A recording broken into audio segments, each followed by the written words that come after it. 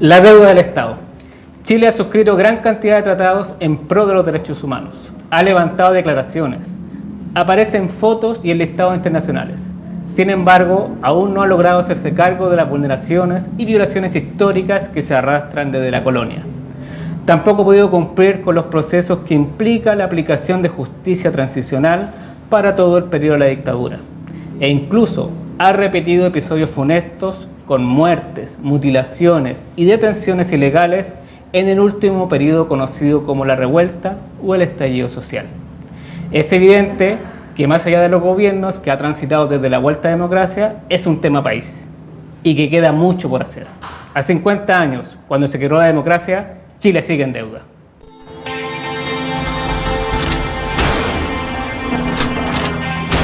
La corriente se aplica de las siguientes maneras. El apunte los senos. En este segundo episodio de este nuevo capítulo, estamos con Andrés Giordano Salazar, diputado del Distrito 9 de las comunas de Recoleta, Renca, Cerro Navia, Quinta Normal, Conchalilo, Prado, Huechuraba e Independencia. ¿Cómo está, Giordano? Muy bien, un placer estar acá y muy agradecido además de la invitación y de poder estar conversando de estos temas que son fundamentales para el desarrollo justo del país que esperamos poder construir. Este programa se llama 50 años cuando se creó la democracia. Yo sé que tú tienes una vida vinculada, ¿cierto?, al periodo de la dictadura, el periodo cruel, el periodo oscuro de este país, y que también me imagino que motivó, ¿cierto?, tu carrera como servidor público, como diputado ahora. Cuéntame de tu historia, cuéntame tu vinculación con la dictadura y tu vinculación, por supuesto, con el presente. Sí, bueno, es un tema doloroso, yo creo que como en el testimonio que acabamos de ver, para mí fue muy doloroso descubrir a través de un testimonio que aparece en la película del caso Pinochet de Patricio Guzmán, descubrir que mi madre también era sobreviviente, torturada política, no tan lejos de acá en Villa Grimaldi, en otro centro de detención y tortura, lo que evidentemente marca la vida familiar, la vida social, la vida política, que yo pude ir construyendo también a raíz de las vivencias de mis seres más queridos. Mi padre además, bueno, era víctima también de prisión y tortura en otra dictadura, cruzando la cordillera en Argentina. Por lo tanto, evidentemente eso marcó de manera muy profunda la concepción que creo que se me inculcó de la búsqueda de justicia, de verdad, de reparación, y creo que en virtud de aquello terminé involucrándome en política, en movimientos sociales desde muy temprana edad. Tuve la fortuna de estudiar en un muy buen liceo público, en el Instituto Nacional. Eso también fue una suerte de puerta de entrada a distintas actividades políticas, y después terminé entre medio cuando comencé mis estudios superiores. Bueno, caí como muchos estudiantes más preso, ¿no?, de la deuda educativa, y por lo tanto tuve que trabajar para sustentar mi paso por la universidad, y terminé trabajando en una empresa multinacional que es muy conocida, que se llama Starbucks, y ahí fundamos el primer sindicato de Starbucks en el mundo, en América Latina, que fue una experiencia de 15 años. Mira qué importante. Sí, yo creo que está muy ligado obviamente a esta historia familiar, como el convencimiento de construir organización colectiva, y una cosa llevó a la otra. Después, entre medio, claro, vino la revuelta social, que es uno de los temas que de una u otra forma también se nos hace carne, se nos hace presente cuando recordamos la ruptura de la democracia y lo que significó la dictadura para nuestro país, por lo que tú mencionabas, ¿no? Esta deuda que sigue pendiente y que a ratos amenaza con poder estar ahí como a la vuelta de la esquina su repetición, ¿no? Esta garantía de no repetición que no se cumple en realidad. Cuando yo escuchaba a mi madre, a mi padre y todo decir nunca más, bueno, veíamos también las imágenes en el 2019 y nos preguntábamos si realmente el nunca más era tan cierto. Entonces, ahí evidentemente también muchas organizaciones damos un salto político importante. Yo creo que nuestro sindicato también hizo un poco lo suyo, y aparece esta también nueva ventana para otro de los grandes resabios de la dictadura, que es la Constitución que hasta el día de hoy tenemos, lamentablemente, y ahí se abre quizás una veta más institucional donde un par de dirigentes, entre los que estoy yo, de ese sindicato postulamos a la convención. No me fue bien, pero después postulamos al Parlamento con la convicción de que la voz también, y esto tiene mucho que ver con los derechos humanos, aunque a veces lo perdemos de vista, ¿no? Los derechos humanos desde la perspectiva también del trabajo, que en Chile también tienen profundas falencias y rupturas a propósito de la dictadura, ¿no? Que entre otras cosas implementa una revolución en términos de cómo concibe las relaciones laborales y concibe a los seres humanos para la producción absoluta, pero sin ningún tipo de participación e incidencia política. El Código del Trabajo viene todavía es un rezago igual que la Constitución de la dictadura. Exactamente, del año 79. Antes de la Constitución pensaron el Código Laboral, y entre esas cosas, bueno, hay un anhelo muy importante de la clase trabajadora organizada de dejar atrás esas amarras. Y ahí estamos intentando hacer carne esos esfuerzos también en el Congreso. Bueno, y además muchos trabajadores y trabajadoras fueron prisioneros y prisioneras políticas. Exactamente. En el primer periodo de la dictadura, la mayor cantidad de prisioneros eran trabajadores y trabajadoras, sobre todo los cordones industriales. Así es, dirigentes sindicales, hubo una persecución, una proscripción de los sindicatos muy importante y una resistencia también durante toda la lucha por volver a tener una democracia, donde las y los trabajadores jugaron un rol muy importante y evidentemente el rol que tuvieron también durante la Unidad Popular es un rol que es fundamental también como para entender la lógica perversa que se instala después por hacer retroceder, ¿no? un sinnúmero de derechos y de victorias sociales que venían acumulándose, una de sus expresiones siendo los cordones industriales. Tú nos contabas que te enteraste por un documental que tu madre había pasado por un centro de tortura que es Villa Grimaldi, sí. Que era uno de los centros más crueles que hubo en la dictadura. ¿Cómo fue encontrarte con eso y cómo fue la relación familiar después de ese hallazgo? O de enfrentar esa situación, que a lo mejor tu madre la tenía un poco de protección para sus hijos, pero una vez que la familia aborda el tema, ¿cómo fue esa experiencia? Sí, siempre estuvo presente, era un tema de conversación, no había un tabú en torno a la dictadura, pero sí, yo nunca imaginé ni había escuchado el relato, que yo creo que fue algo que en el momento que ocurrió, mi madre hubiese preferido que no lo hubiese escuchado a la edad que lo vi, porque además esto se transmitió recuerdo, en un acto de Villa Grimaldi y como que yo me lo topé, ¿no? Entonces escuché su relato, lo que ella tuvo que vivir, las vejaciones que sufrió. Y fue durísimo también como para mí dimensionarlo, creo que lo fui comprendiendo con el paso del tiempo, pero también fue transparentando y haciéndome mucho más patente por qué mi madre había sido, digamos, tan activista, ¿no? A pesar de que tenía su carrera profesional, luego el retorno a la democracia, que estuvo exiliada, ¿no? Y volvimos a Chile en el 90. ¿Cuál era la carrera de tu mamá? Mi madre es física. Sí, está jubilada ahora, pero fue profesora de la Universidad de Chile, trabajó en el INTA, en el área de nutrición, como en el estudio de la tecnología aplicada a los alimentos, estudió mucho la obesidad y su carrera científica, pero paralelamente fue muy activista durante la Unidad Popular y, por cierto, después por el retorno a la democracia y también por la búsqueda de verdad, justicia y reparación. Entonces, yo ahí empecé a entender por qué eran tan importantes las juntas que se realizaban en torno digamos, a los familiares de expresos políticos, a las distintas organizaciones de derechos humanos, de familiares de ejecutados políticos, que quizás no las había sentido tan propias, las comprendía, las conversábamos, pero bueno, a partir de entonces entendí que había una marca familiar muy relevante y creo que eso se hizo patente también para todo el resto de nuestra convivencia familiar.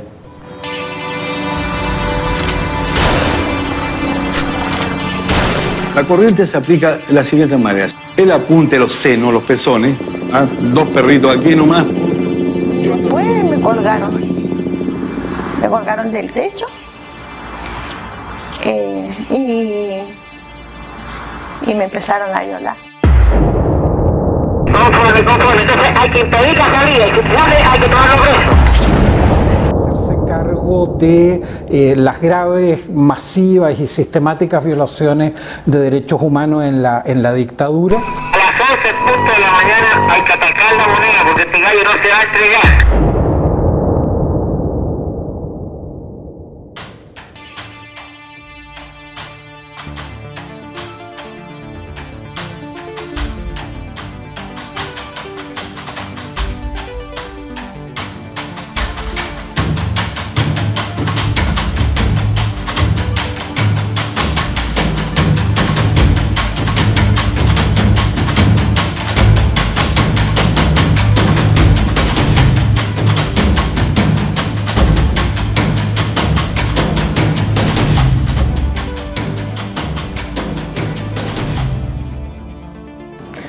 Después de ver esta cápsula que preparó el equipo de producción del caso Kaiser, donde Andrés Giordano está muy vinculado a este caso, quiero que nos cuentes en qué está ese caso, porque yo sé que tú presides o estás en una comisión investigadora en la Cámara.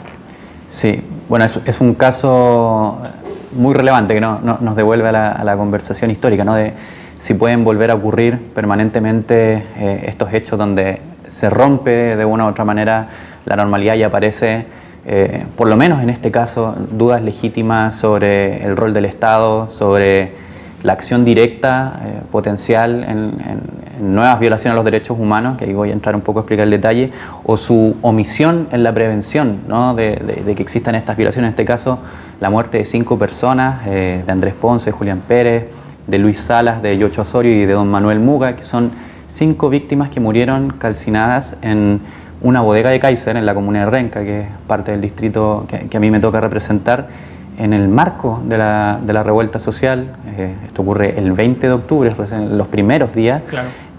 Y es un caso que no solo conmocionó a la comuna, sino que además se sumó a una serie de casos similares donde distintas empresas, supermercados en general, como empresas de retail que fueron saqueadas, terminan quemadas con resultados de muerte. Hay 15 fallecidos en total durante ese periodo, en circunstancias que rápidamente fueron como escondidas un poco debajo de la alfombra, porque murieron quemados en el contexto de un saqueo y por lo tanto como que el Estado dejó de cumplir un rol, a pesar de que nos encontramos en un estado excepcional, ¿no? En un estado de excepción donde los militares estaban a cargo del orden público, y donde además, a propósito de los tratados internacionales, de los distintos convenios, bueno, uno de ellos es el Tratado de Minnesota, que precisamente cuando existen situaciones excepcionales, esto es parte también de un poco de la jurisprudencia internacional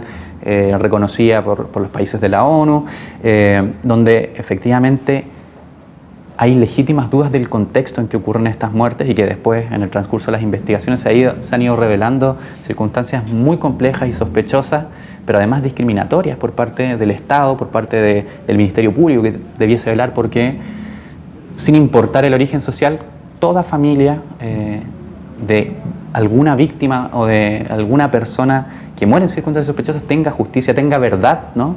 El protocolo de homicidio no se activó por la Fiscalía. Exactamente, no se activó. De hecho, una de las cosas que se debieron haber hecho es haber esperado identificar a las víctimas antes de comenzar los procesos de autopsia. Hay un sinnúmero de cuestiones muy complejas que se están investigando en una causa judicial, que además se vio muy, digamos, dilatada, como desatendida por la Fiscalía, pero que a propósito de esa atención, donde nosotros tememos, ¿no? que existan antecedentes para señalar un potencial prejuicio hacia estas víctimas y hacia sus familiares, porque no son, o sea, si esto hubiese ocurrido probablemente en un supermercado en Las Condes y hubiese pasado con vecinos de Las Condes, probablemente la justicia hubiese actuado de otra manera. Entonces acá creemos que hay un montón de circunstancias que hacen que realmente por lo menos exista negligencia por parte del Estado a la hora de esclarecer estos hechos, a la hora de establecer una suerte de presunción de culpabilidad, e incluso algunas autoridades en su momento salieron casi a decir que bueno, estas personas habían muerto en su ley y por lo tanto casi que no había que investigar. Y lo que hemos podido hacer a través de esta solicitud de comisión especial investigadora, que nos costó mucho impulsarla en el Congreso, hubo resistencia al inicio, tuvimos un primer intento fallido, en el segundo intento volvimos, dijimos no, esto no puede quedar así, no puede ser que ninguno de los poderes del Estado preste de alguna manera oído y contención a estas familias que están buscando verdad y justicia, es eso. Después podemos hablar de las posibilidades de reparación, que venimos ¿no? arrastrando hace mucho tiempo. Exactamente.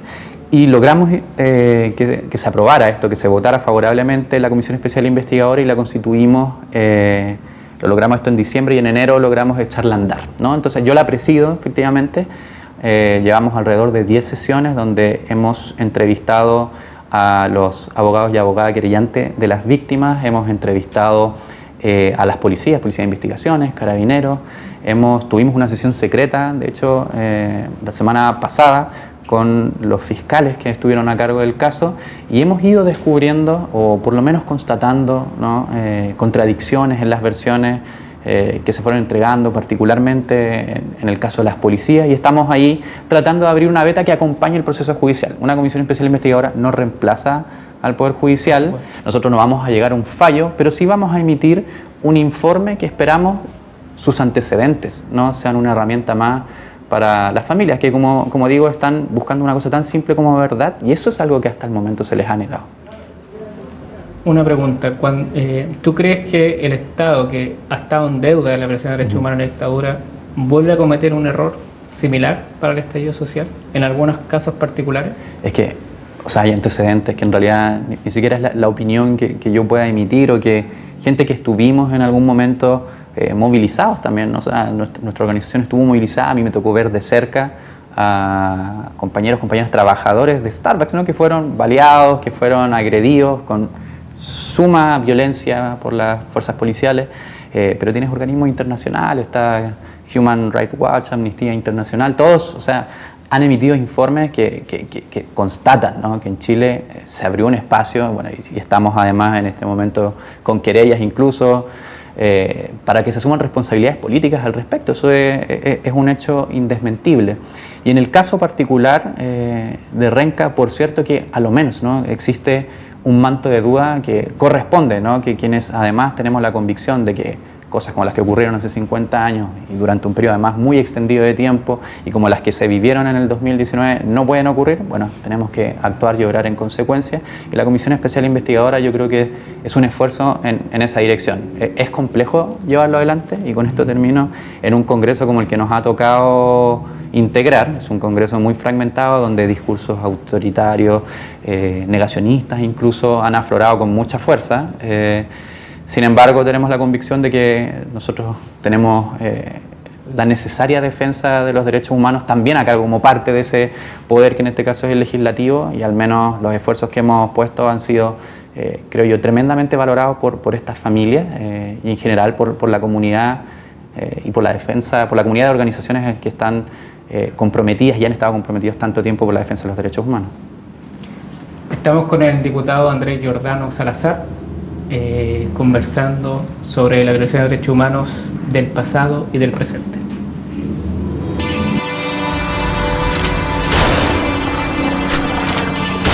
La corriente se aplica de la siguiente manera. El apunte, los senos, los pezones, dos perritos aquí nomás. Después me colgaron del techo y me empezaron a violar. Conforme, entonces hay que impedir la salida, hay que tomarlo preso. Hacerse cargo de las graves, masivas y sistemáticas violaciones de derechos humanos en la dictadura. A las 11:00 de la mañana hay que atacar la moneda porque este gallo no se va a entregar.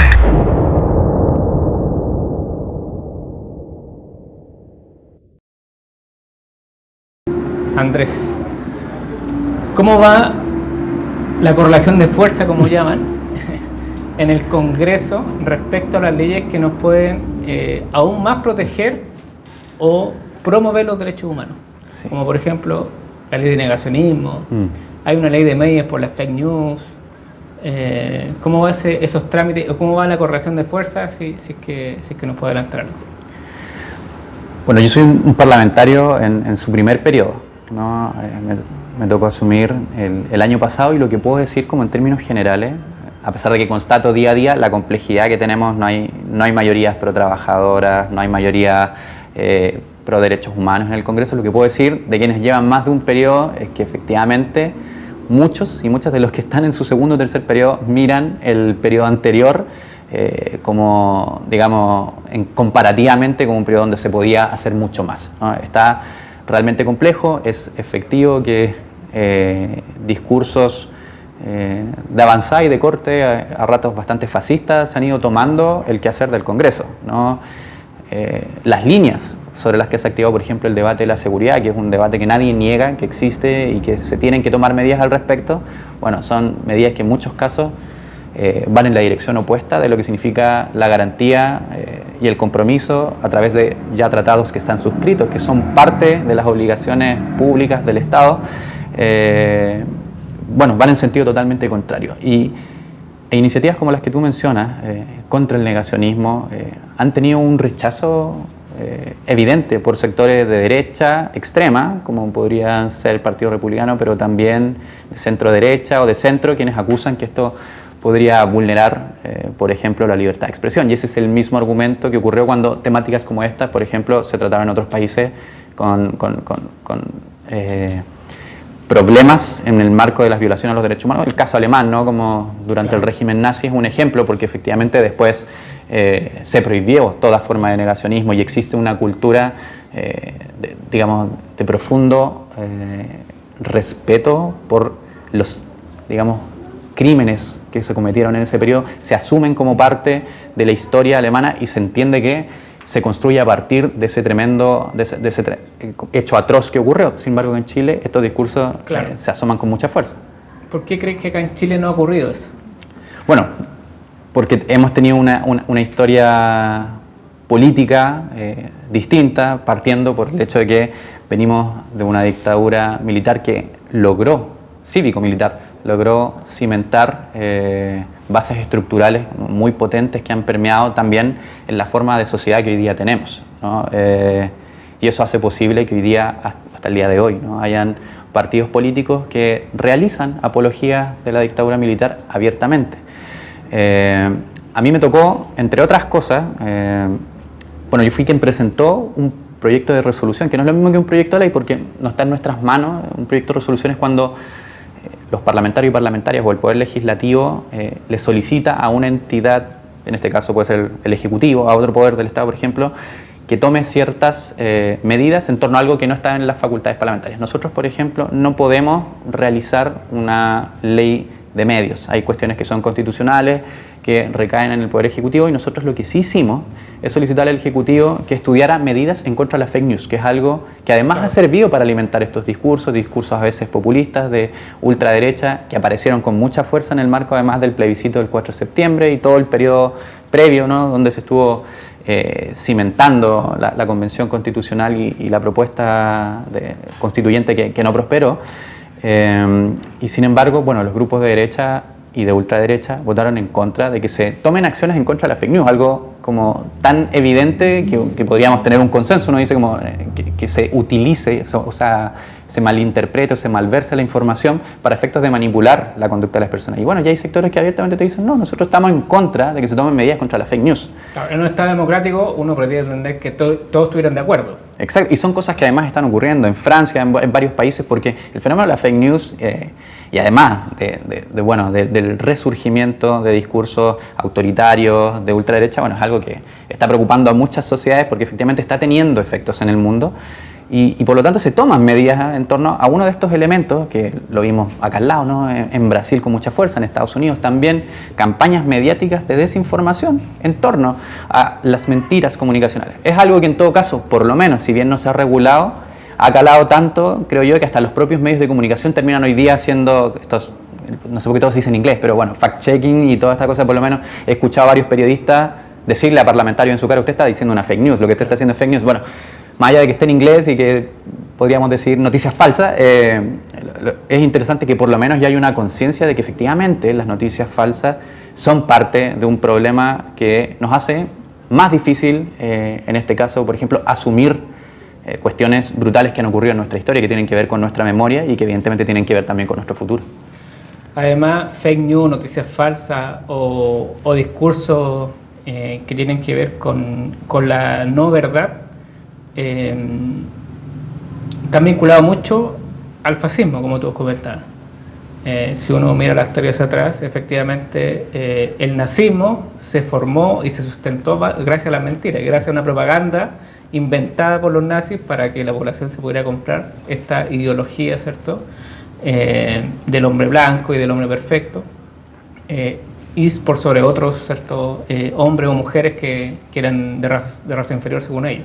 Entonces, esa vinculación, ¿tú crees que está volviendo ese fascismo que es bien terrible, que además nos recuerda a un horror espantoso de muchos años y que no solamente ocurre en un país determinado, sino que es más globalizado? ¿Tú crees que está volviendo ese fascismo en este periodo de la historia? Yo creo que lo que nos muestra el hecho de que efectivamente estén volviendo, que que resurjan, incluso con formas democráticas, ¿no? Nos muestra también como la fragilidad de los avances y de los progresos que las sociedades hacen, y la necesidad de permanentemente estar construyendo la memoria, como la memoria histórica que sustenta también nuestras decisiones como país, como grupo de personas que decidimos avanzar en una dirección.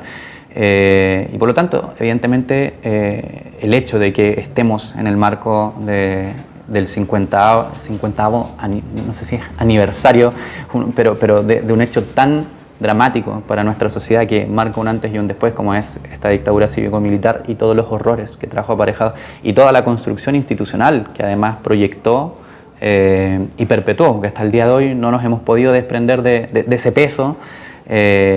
Nos tienen que hacer un llamado muy potente y relevante a hacer todos los esfuerzos que estén a nuestro alcance para recuperar esa memoria, porque si no, efectivamente, esas construcciones frágiles que hemos ido haciendo de avanzar en verdad, en justicia, en reparación y hasta donde entendíamos en garantías de no repetición, bueno, podemos perderlo. A la vuelta de la esquina, ¿no?, se puede asomar un discurso autoritario que muchas veces puede encantar incluso a grandes masas. O sea, hoy día la discusión, por ejemplo, de la seguridad, yo quiero volver a esto porque ha sido muy importante, el hecho de pensar que el populismo penal, de que las medidas puramente, muchas veces medidas penales que se acercan con tintes xenófobos, digamos, a medidas antimigrantes, van a solucionar el problema de la delincuencia, cuando la experiencia internacional nos muestra que los países que han avanzado en esas líneas, en líneas de estados policiales, en líneas de estados autoritarios que restringen libertades, han tenido resultados desastrosos. Bueno,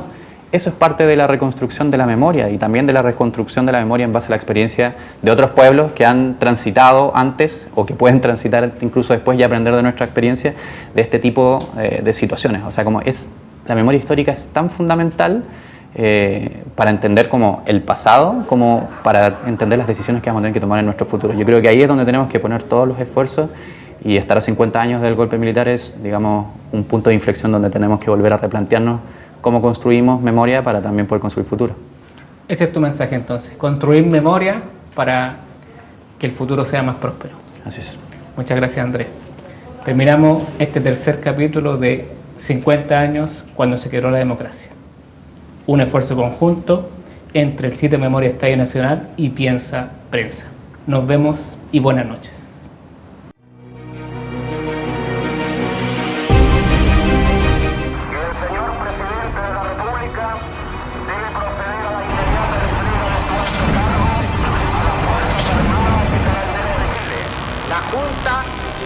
Mantendrá el Poder Judicial y la asesoría de la Contraloría.